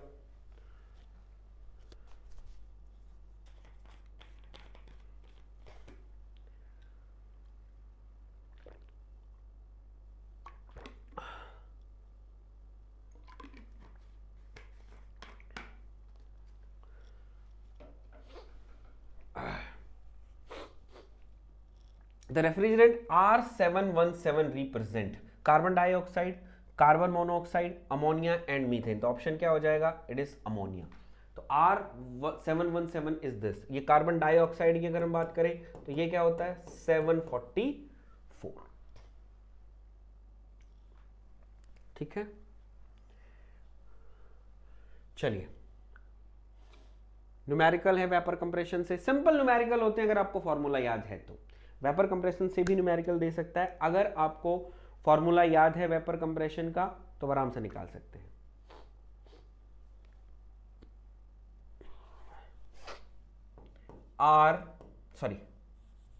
साइड में लिखें, तो इनको लार्ज कर लेते हैं ना, तो ये हैंग होने लगता है। तो COP ऑफ VCRS, तो क्या हो जाएगा, हमारे पास होगा H1 minus H4 divided H2 minus H1। H1 क्या है, enthalpy of exit of the evaporator, 4 inlet of the evaporator बोल देते हैं, 2 is the enthalpy at the compressor outlet. तो देखो क्या लिखा है, सबसे पहले बोल रहा है एंथैल्पी आफ्टर कंप्रेशन, तो हमारे पास H2 दिया हुआ है 425, ठीक है। Enthalpy after throttling, enthalpy after throttling, that means क्या कह रहा है, H4 is equals to 125, enthalpy before compression यानी H1 दैट मींस 375। तो 4 अब दिया हुआ है, सिंपल कर लोगे। बोला सर अब क्या रह गया इसके अंदर, कुछ नहीं है, H1 125 है, सॉरी 375 है माइनस 125, नीचे कितना आया 425 माइनस 375, तो कितना हो जाएगा भैया 0 5 2, 250 तो नीचे आ गया, यही आएगा ना, मैं 0 5 2, ठीक है। नीचे कितना आ गया 0, 12 में से 7 गई 5 आंसर आएगा, यही ऑप्शन है। सिंपल है, बस आपको ये पता होना चाहिए, अगर साइकिल आपको पता है तो आप निकाल लोगे, फॉर्मूला याद है, सिंपल याद है तो कर लोगे।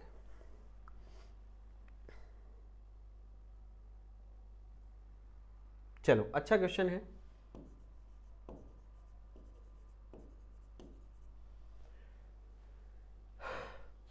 अभी तक हम 22 या ये 22वां क्वेश्चन 23वां क्वेश्चन आपके सामने आया है, तो आपको दिख रहा होगा कि 30 क्वेश्चन के अंदर सारे क्वेश्चन हम कैसे लेकर आए हैं।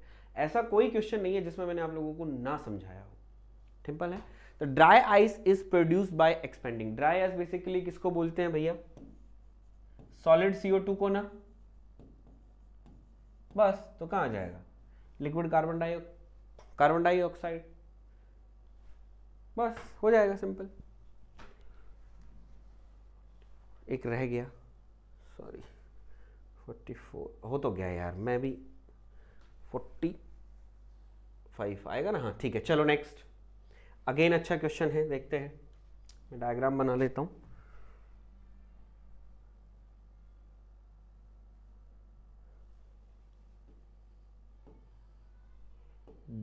डायग्राम देखो, ठीक है। देखो psychometric chart when the condition line is extended to meet the saturation curve at a point, whatever suppose that ये हमारे पास ओमेगा है, ये मेरे पास dBt है, कोई भी कैसे भी ले लो, चाहे हम लोग सपोज दैट यहां पर हैं, एक चलते चलते चलते चलते चलते चलते हम लोग यहां पर मीट कर गए ना। अगर ये लाइन यहां पर मीट कर जाती है तो उस पॉइंट को क्या बोलते हैं, तो ये कहता है कि when the condition line extended to meet the saturation curve at a point then the temperature of this point is known as. अगर ये मीट कर जाती है और पूछता है कि इस पॉइंट को, इस पे टेंपरेचर डिफाइन होगा, बिल्कुल होगा, तो इस टेंपरेचर को आप क्या बोलोगे, तो इसको हम बोलते हैं क्या, ADP, operators due point temperature. क्या बोला जाता है, it is the operators due point temperature. कहीं भी ऐसा नहीं है कि भाई यहीं से लेके गया तब मैं मीट कर गई, हो सकता है कि ये इधर से कोई लाइन आ रही हो वो यहां मीट कर जाए, इधर से कोई लाइन जा रही हो वो मीट कर जाए, यानी कोई भी लाइन अगर उसको मीट करती है और उस पर टेंपरेचर स्पेसिफिकली पूछ रहा है तो वो कौन सा टेंपरेचर होता है, operators due point temperature, right. चलो अब ये क्वेश्चन मैंने आपको खुद से डाला है कि, और ये इसलिए डाला है कि हो सकता है बेटा कि RRB JEE है, अच्छा क्वेश्चन, दैट मीन्स पेपर अच्छा है, पोस्ट भी अच्छी है, काफ़ी अच्छी सैलरी भी है, दैट मीन्स आप लोगों की, तो हो सकता है कि भाई इस तरीके के क्वेश्चन वो पूछ ले। मैंने खुद से डाला है, सिंपल है, बस थोड़ा सा आपको एक बेसिक नॉलेज होनी चाहिए, तो ये मैं आप लोगों से डिस्कस ही कर लेता हूँ सो दैट आप लोगों को कोई प्रॉब्लम ना हो, ठीक है। अ room having dimension 5 mm 5 mm 3 mm contain air 25 degree Celsius 100 kilo pascal. ये जो रूम है जो आपका, इस रूम के अंदर एयर है जिसका टेम्परेचर 25 डिग्री है और प्रेशर इतना है, राइट, ठीक है। इसके रिलेटिव ह्यूमिडिटी 75% दे रखी है। द कॉरस्पॉन्डिंग प्रेशर, ये सैचुरेशन प्रेशर आप लोगों को दिया हुआ है इतना। The partial pressure of dry air will be, the partial pressure of dry air will be आपको बताना, ठीक है।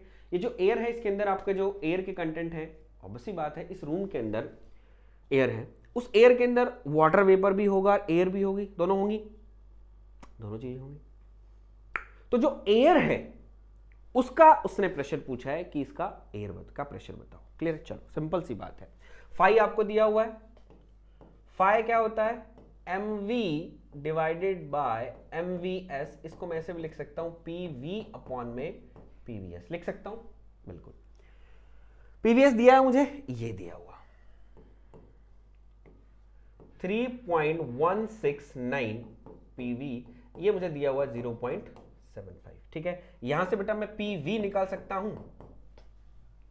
पार्शियल प्रेशर ऑफ वेपर निकाल सकता हूं, निकाल सकते हैं, बिल्कुल निकाल सकते हैं, निकाल सकते हैं। अब इसको अगर मैं कैलकुलेटर करूं तो मैं थोड़ा कैलकुलेट करके ही ले आया, जब इसे आपको कैलकुलेट करोगे तो ये आ जाएगा 2.376 किलो पास्कल, ठीक है, ठीक है। बोले सर ये तो इसके अंदर आंसर ही नहीं है, ये आंसर होगा भी कैसे बेटा, उसने partial pressure of dry air पूछा है, ये किसका आया, वेपर का आया है, जो आपके रूम में एयर प्रेजेंट है उसका आया है ये। आपको क्या निकालना है, एयर का, ठीक है। आपको पता है रूम के अंदर दोनों चीजें हैं, तो हम लोग कह देंगे according to the Dalton's law of partial pressure, तो जो प्रेशर होता है इस रूम का, जो टोटल प्रेशर होगा वो क्या होगा, द प्रेशर जो एयर लगा रही होगी उसका प्रेशर प्लस जो वेपर लगा रहे होंगे उसका प्रेशर। तो मैं यहां पर लिख सकता हूं that means there is a PA plus में PV, बिल्कुल। ये मुझे दिया हुआ है 100, ये मुझे निकालना है, ये मैंने निकाल लिया, तो PA कितना आ जाएगा, ये आ जाएगा 97 पॉइंट, टाइम बचाने के लिए बेसिकली बेटा मैं ले आया, ठीक है। तो आंसर ऑप्शन है 98 आंसर आ जाएगा। क्लियर है? अब कई लोग बोलते हैं सर स्पेसिफिक ह्यूमिडिटी पे, स्पेसिफिक ह्यूमिडिटी पे आपका नहीं आएगा, वहां पर थोड़ी सी कैलकुलेशन थोड़ी ज्यादा हो जाती है, हो सकता है वहां भी दे दे, लेकिन थोड़ी कैलकुलेशन ज्यादा हो जाती है, लेकिन इस तरह की कैलकुलेशन आपको दे देगा, राइट। सिंपल है, कर लोगे गुरुदेव, बिल्कुल यहां पर हो जाएगा। क्लियर है? चलें आगे। फॉर्मूला अगर आप लोगों को याद है तो मैं कहना चाहता हूं कोई दिक्कत नहीं है कि आप उस क्वेश्चन को सॉल्व ना कर सको, सिंपल आप उसको सॉल्व कर सकते हैं। अब तो ब्लर नहीं है ना, नहीं। चलिए, A measure of feeling warmth or coolness by the human body in response to the air temperature, moisture content and air motion is called dry bulb temperature, effective temperature, wet bulb temperature and dew point temperature. तो एक ही अलग है, that means there is a effective temperature. Effective temperature जो है हम लोगों को feel करवाता है अनसैचुरेटेड एयर में, ठंडा गर्म जो है वो कौन सा टेम्परेचर होता है, इफेक्टिव टेम्परेचर होता है, ठीक है। इसको बताने लगूंगा तो टाइम ज़्यादा लगेगा, सो दैट हम लोग डिस्कशन नहीं कर रहे हैं। नेक्स्ट चलते हैं।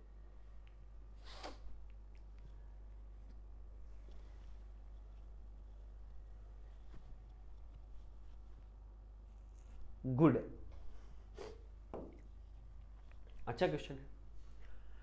N air water vapour mixture has a DBT of 60 degree and DPT of 40 degree Celsius. The wet bulb TW for the above moisture would be.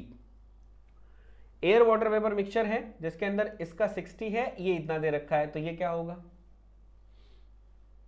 तो अभी मैंने क्या बताया था, सैचुरेटेड एयर के लिए तीनों टेम्परेचर के अंदर क्या रिलेशन होगा, बोला सर तीनों इक्वल होंगे।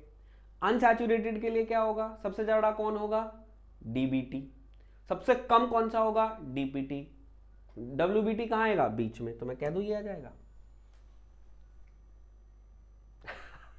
कुछ करने की जरूरत नहीं, लोग यहां कैलकुलेशन में फंस जाते हैं, तो कैलकुलेशन नहीं करनी है। अगर रिलेशन सिंपली टीचर अगर ये कह रहा है कि बेटा ये याद कर लो, ये आ सकता है, ये इंपॉर्टेंट है, तो वो गलत नहीं कह रहा है। उसने बहुत सारे स्टूडेंट्स को पढ़ाया है सो दैट उसको जब नॉलेज हो गई है कि ये चीजें इंपॉर्टेंट हैं, बहुत सारे एग्जाम्स में पूछी जा चुकी हैं, इसलिए कह रहा है, तो गलत नहीं कह रहा है वो। चलिए, बाईपास फैक्टर, अच्छा क्वेश्चन है, इससे भी थोड़ा सा हम लोग, चलो मैं एक बार आप लोगों को थोड़ा सा बाईपास फैक्टर के बारे में हम डिस्कशन कर लेते हैं कि क्या मेनली बाईपास फैक्टर होता है। ठीक है,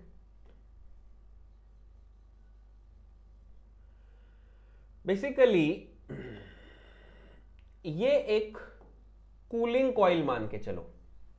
ठीक है, कूलिंग भी हो सकती है, हीटिंग भी हो सकती है, वटेवर कोई भी है। जैसे हम एसी है तो एसी में बेसिकली क्या है, refrigerant is as a cooling coil ना, एयर आती है उसको टच करके फिर हमारे पास आती है। ठीक है, तो ये क्या है, it is the cooling coil, ये कूलिंग कॉइल है। ठीक है, इस कूलिंग कॉइल को, इस कूलिंग कॉइल को यहां पर T1 हमने क्या किया, हमने इसको 40 degree Celsius suppose that air दी। इस कूलिंग कॉइल का जो टेम्परेचर था T3 हम मानते हैं 15 डिग्री सेल्सियस, हम मान के चलते हैं, हम मान के चलते हैं 15 डिग्री सेल्सियस, राइट।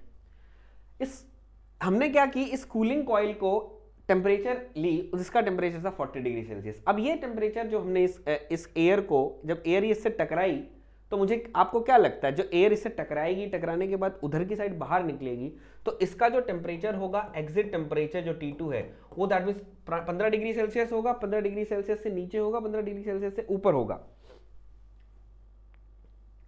तो बोला गुरुदेव 15 डिग्री सेल्सियस तो बिल्कुल भी नहीं हो सकता, दैट मींस हम लोग मान लेते हैं कम ही होगा, तो मैं मान लेता हूं अराउंड इसका 50 डिग्री सेल्सियस। तो यहां पर आप मान के चलिएगा T3, T2 और T1, ये रिलेशन होता है इनके अंदर। ठीक है, कभी भी ये है 15 डिग्री सेल्सियस कभी भी नहीं होता, कुछ ना कुछ लॉस तो होगा ही होगा। क्लियर है, क्लियर है, बोला हाँ। अब सपोज दैट ऐसे ही यहां पर एक हीटिंग कॉइल लगा दी गई, अब क्या कर देंगे, यहां पर 20 डिग्री टेम्परेचर कर देंगे, उसका ज्यादा टेम्परेचर हो जाएगा, ऐसे ही वो नहीं होगा। जैसे मान के चलो यार, सिंपल ले लो, यहां पर हमने T1 माना 20 डिग्री सेल्सियस, यहां पर जो T3 है वो हमने बोला 40 डिग्री सेल्सियस, तो अगेन दैट मींस ऐसा होगा 40 के बराबर होगी, नहीं सर 40 से नीचे ही रहेगी, ज्यादा नहीं करेगा, होगा ना, मतलब गुरुदेव ऐसा ही होगा। ठीक है, तो दैट मीन्स यहां पर हम लोगों को क्या निकालना होता है, यहां पर हम लोगों को एक टर्म निकालनी होती है जिसका नाम होता है बाईपास फैक्टर।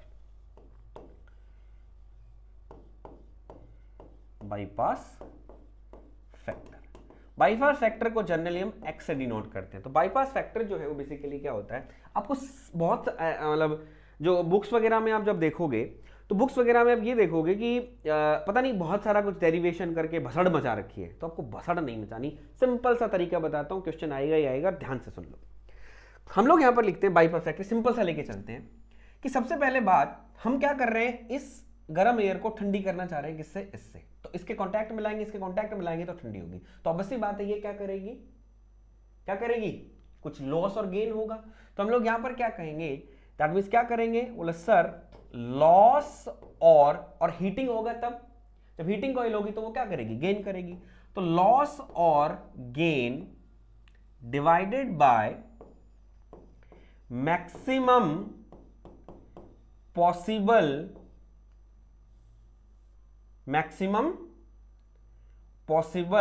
टेम्परेचर, ये ध्यान रखना, मैक्सिमम पॉसिबल टेम्परेचर, कि भाई कितना लॉस हुआ, कितना गेन हुआ और मैक्सिमम कितना हो सकता था, वो टेम्परेचर हमको ये बताना है। तो सिंपली अगर मैं आप लोगों को यहां से बात करूं, सिंपली अगर मैं बात करूं, यहां पर हमने क्या किया, यहां पर हमने लॉस किया, सर यहां हमने लॉस कर रहे हैं, तो लॉस कर रहे हैं तो दैट मींस कितना लॉस हुआ, कितना लॉस हुआ, कितना हुआ, बोला sir it is T2 minus में T3, यही लॉस हुआ ना, T2 माइनस में T3, और एक्चुअल में हो कितना, होना कितना चाहिए था, आइडियली कितना होना चाहिए था, बोला गुरुदेव होना चाहिए था क्या, दैट मींस T1 माइनस में T3, बोलो यही होना चाहिए था, यही होना चाहिए था, बोले सर हाँ, एक्चुअल में हुआ इतना लेकिन होना इतना चाहिए था, यही ना, तो इसी को बेसिकली बेटा क्या बोलते हैं, this is the bypass factor. Clear है, तो ये आपको फॉर्मूला देगा, भाई लॉस है तो लॉस, गेन है तो गेन, आपको ये देख लेना है, इन दोनों का डिफरेंस, इन दोनों का डिफरेंस, ऐसे ही कूलिंग कॉइल में देख लेना है, गेन हो रहा है, लॉस हो रहा है, नीचे मैक्सिमम कितना हो सकता था, ये सिंपल करना है। अब आप क्वेश्चन को करो, मैं कहना चाहता हूं सिंपली आप इस क्वेश्चन को कर दोगे।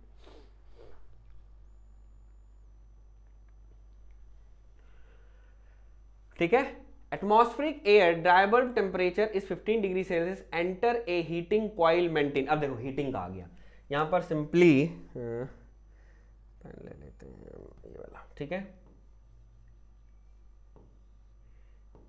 ये इसके टेम्परेचर कितना दे रहा है भैया, 40 दे रहा है। Heating coil maintain at 40 degree Celsius, leave heating 25, तो 15 पे एंटर कर रहा है, 25 पे बाहर निकल रहा है। ये हीटिंग कॉइल है, 15 पे एयर एंटर कर रही है, 25 पे बाहर निकल रही है, तो क्या करेंगे,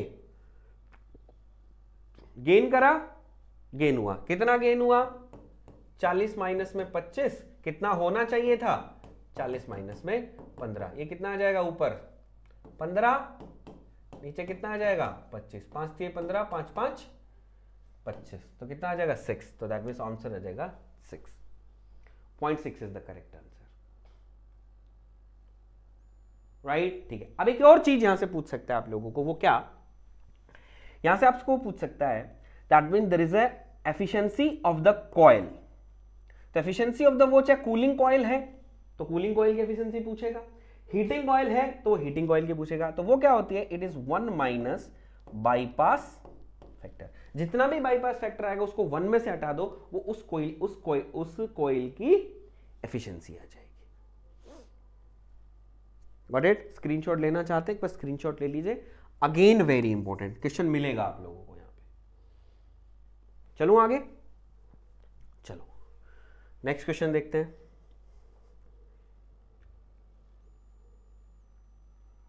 ये भी अच्छा क्वेश्चन है,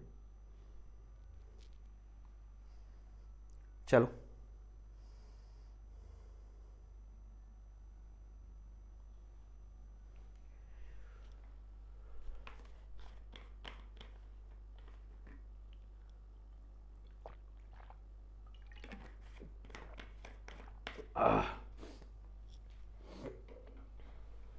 थे ना अच्छे क्वेश्चन, बोलो गुरुदेव बिल्कुल। चलो, the concept of effective temperature, the relative humidity air do you consider to be, जब आप इफेक्टिव टेम्परेचर को कंसिडर करते हो तो रिलेटिव ह्यूमिडिटी कितनी लेकर चलते हैं, तो हम लोग क्या कह देंगे, दैट मींस 100% रिलेटिव ह्यूमिडिटी लेकर चलते हैं, कितनी 100%, ठीक है, ध्यान रखिएगा।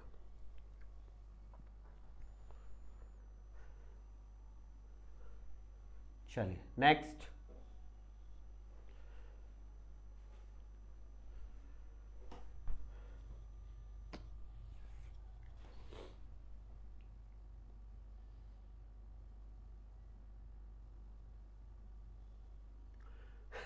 simple, the curve line on psychometry chart indicates specific humidity, relative humidity, dew point temperature and dry bulb temperature, तो हम लोग क्या कह देंगे, it is relative humidity, ठीक है। ड्राई बल्ब टेम्परेचर वाली कौन सी लाइनें होती हैं, पहला question vertical line, specific humidity वाली हॉरिजॉन्टल लाइन, तो जो खड़ी लाइनें होती हैं वो ड्राई बल्ब टेम्परेचर को रिप्रेजेंट करती हैं, पड़ी हुई लाइनें किसको रिप्रेजेंट करती है, स्पेसिफिक ह्यूमिडिटी को, और जो कर्व लाइन है वो किसको रिप्रेजेंट करती है, रिलेटिव ह्यूमिडिटी को। चलो, this is your last question बेटा,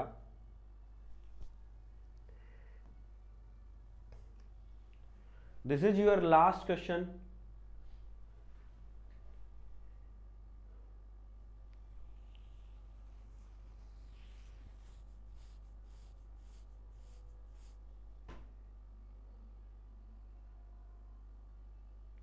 The temperature recorded by a thermometer which is not affected by moisture is, यानी आपने क्या किया, एयर के टेम्परेचर को,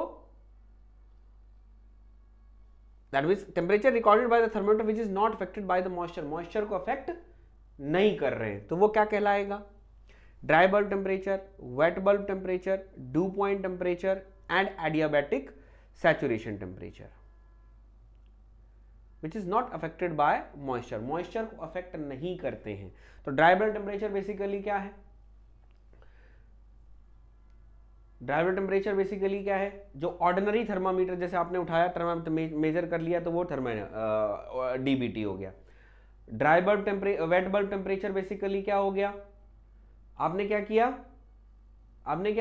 दैट मीन्स हमने क्या बोलते हैं उसको, थर्मामीटर लिया, उसको एक वेट रुई ले ली, इंसुलिन कुछ भी ले, इंसुलिन कह रहा, मसलिन का कपड़ा लिया, उससे उसको ढक दिया, तो दैट मीन्स वो क्या हुआ, water vapour. Due point temperature क्या है, it is the saturation temperature, जहां पर क्या है, वेपर कंडेंस होना स्टार्ट कर देता है, उसको क्या बोलते हैं, ड्यू पॉइंट टेम्परेचर। और एडियाबैटिक सैचुरेशन टेम्परेचर हम लोग क्या कहेंगे।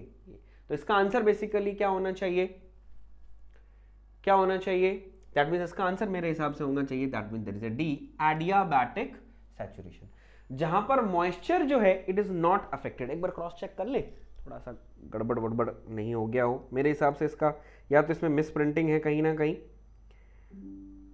या तो इसमें कहीं ना कहीं मिस प्रिंटिंग है, यानी कुछ ना कुछ और है। अभी देख लेते हैं, एक बार रुको, गूगल से पूछ लेते हैं। Temperature recorded by a thermometer which is not affected by moisture is,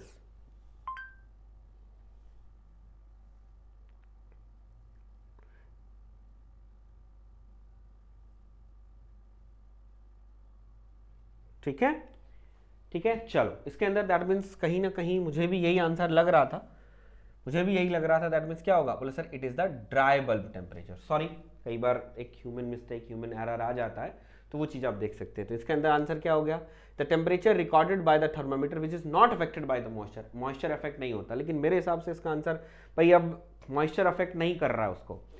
तो मेनली अगर मैं सोचूं थोड़ा, ये सोचने का, इसको एक बार नेक्स्ट क्लास लेकर आऊँगा, एक बार उसमें अपन डिस्कस करके देखेंगे। लेकिन मैं अगर आपको बताऊं, अगर मैं जैसे मेरे पास ये थर्मामीटर है, अब मैं इसकी रेंज ले रहा हूँ, तो अब बस ये बात है, इस रूम में मेरे पास एयर है, उस एयर में मॉइस्चर भी है, तो मॉइस्चर नहीं कर रहा है, लेकिन फिर भी अगर देखते हैं तो इसका आंसर क्या है, ए। ठीक है, तो it is the answer is correct is a.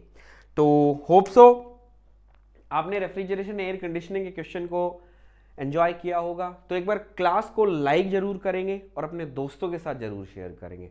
और कोई वीडियो अगर आप चाहते हैं कि भाई अलग से सर हमको कोई वीडियो बना के दिया जाए, हम अलग से उसको हमको ये टॉपिक नहीं समझ में आ रहा, और हाँ एयर कंडीशनिंग पे साइकोमेट्री चार्ट्स पे मैंने देखा आपको दिखाए क्वेश्चंस, काफ़ी सारे क्वेश्चंस आए, बाकी आधा तो मैंने आपको बता ही दिया है। अगर और आधा आप करना चाहते हैं तो आप मुझे कमेंट सेक्शन में जाके बोल सकते हैं, बता सकते हैं कि सर इस टॉपिक पे आप वीडियो बना दीजिए, तो मैं आप लोगों के लिए वहाँ पर वीडियो बना दूंगा।